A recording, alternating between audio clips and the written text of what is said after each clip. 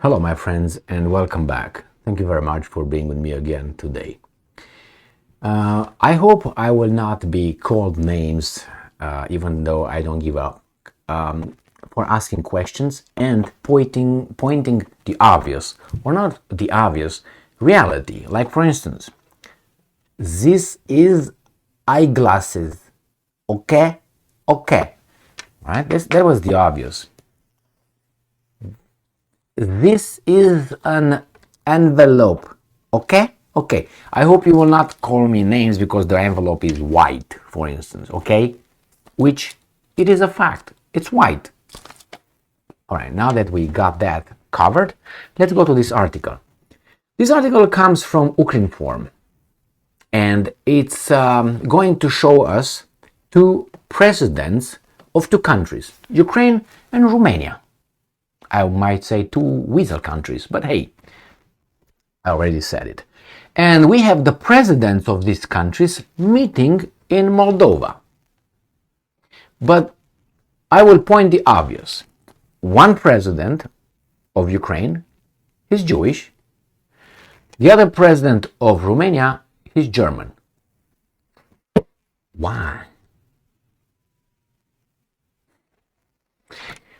I have nothing against it. As I said, this is an envelope. That's what I did. I just said the obvious. Now, I didn't say the envelope is bad or good or whatever. I'm just pointing out. And I'm asking, why is this envelope white, for instance? That's my next question. Why the president of Romania is German? Because he got elected, Emil. Okay. Well, the German minority in Romania is below 1%. I think it's below 0.5%. But anyway, he got elected. Good job. Now, the other guy is Jewish. He's a Jew. He was elected out of 39 million Ukrainians. I don't know the proportionality over there. I don't know, 1%, 2%, 3% Jewish. Anyway, he got elected. But they meet representing Romania. The German represents Romania, and the Jew represents Ukraine, which is fine. Nothing against that. But it's strange, though, isn't it? And look what they're going to talk about. They're going to talk about the nations of Romania and Ukraine doing some hanky-panky. So they decide in the name of the electorate what the nations will do. So let's see what's going on here. Ukrinform. This is Klaus Johannes. I know him anyway. And here is the weasel, the clown. Cuckoo, bow. Hear him. Romania supports Ukraine on its way to EU, NATO. Presidents sign declaration. So this guy signed a declaration with this guy about what Romanians say about Ukrainians. You gotta love democracy. Alright, and this is happening in Moldova. Moldova was part of Romania, and I'm still waiting for Moldova to return to where it was taken from by the communist, evil, dictator, criminal Stalin, the Georgian. Yes, not the Russian, the Georgian. Okay? But hey, part of Romania is in Ukraine now. Did they talk about this? The German with the Jew? No. No. And Moldova, that these guys are on the territory of, should come back where it was taken from. That's how it is. If someone forcefully takes your car, okay, if someone forcefully takes your car, and after the police comes and solves the problem, where is the car going to? To the owner. Well, Moldova was taken from Romania in 1940 by an ultimatum by the criminal Stalin. After 1991, when Soviet Union dissipated, that means gone, the criminal was gone, then the car should have come back to the owner. But no, it remained independent, somewhere in the lot, by itself, the car. But not like that. The steering wheel, the engine, and the shaft, let's put it this way, were taken and given to Ukraine, to another guy. But that was not taken from Ukraine. It was taken from me. So why Ukraine was given the engine and all that? So yes, Ukraine, parts of Moldova, Basarabia, and Bukovina, that was taken from Romania by Stalin in 1940. Parts of that were carved. They created a smaller Moldova. I talked about this in many videos. And the other two were given to Ukraine. Now, after Soviet Union disappeared, these things should come back because they were never Ukraine's, because there was never Ukraine to be given to anyway. But anyway, it was formed by Soviet Union as a socialist Soviet Republic of Ukraine. And they created a smaller Moldova. No, those parts should come back to Romania, and Moldova should come back to Romania. Did the German guy talk with the guy? Did they talk about it? And if not, why not? Because Romania is not independent, Ukraine is not independent. There are other people who deal here the cards. Who are those? Russia is no more. Because all that after 1991, it was discussed between Soviet Union and United States of America what happened to Moldova and how Ukraine will remain. Remember all those Budapest memorandum and all that? Okay, that happened.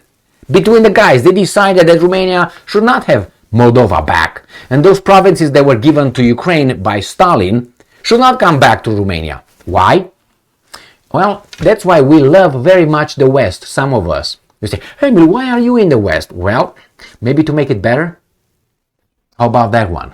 Because you see, all these things were taken away with the acceptance of these guys that knew that was wrong.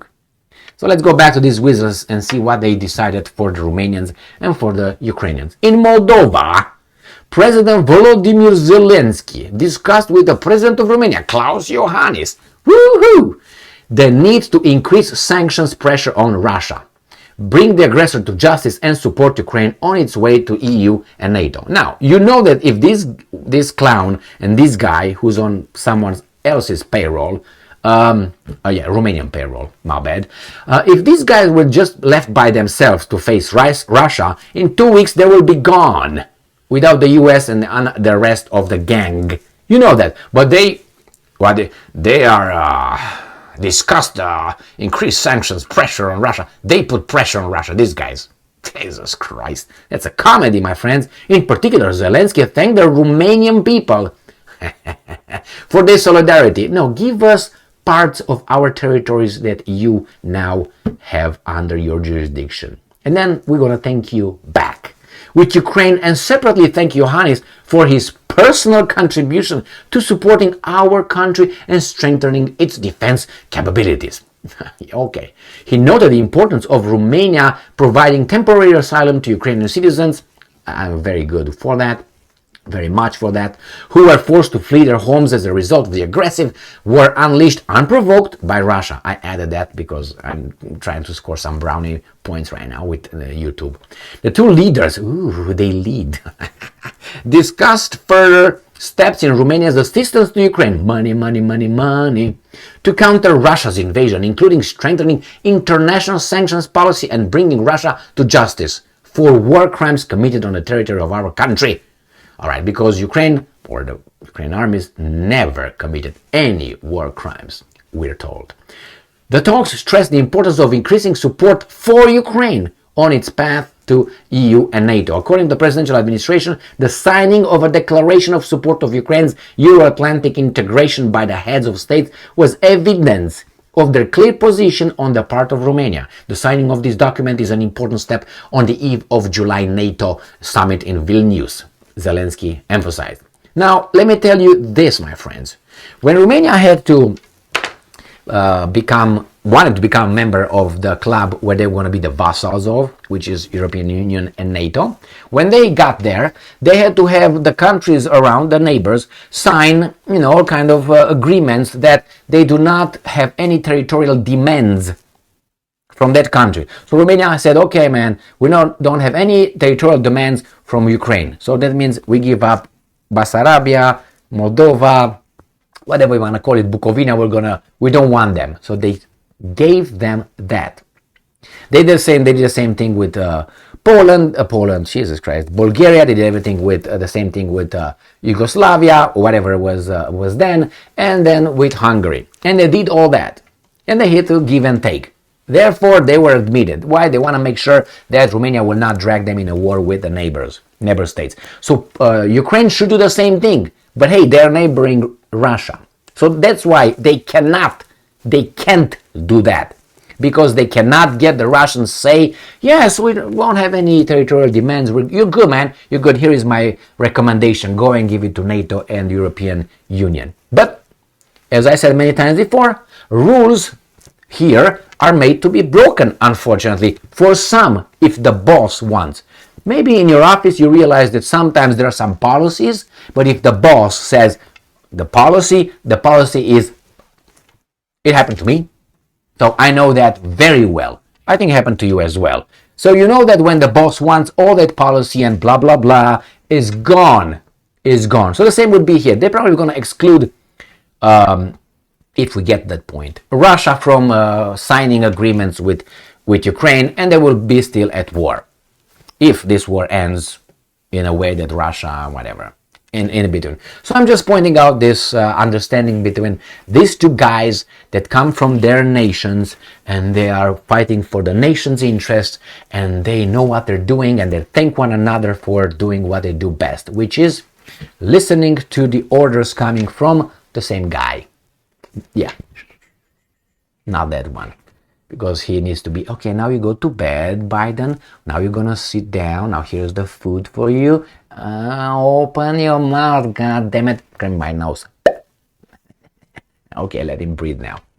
Thank you very much for being with me again today. Stay strong, stay smart, look for the truth, and be just.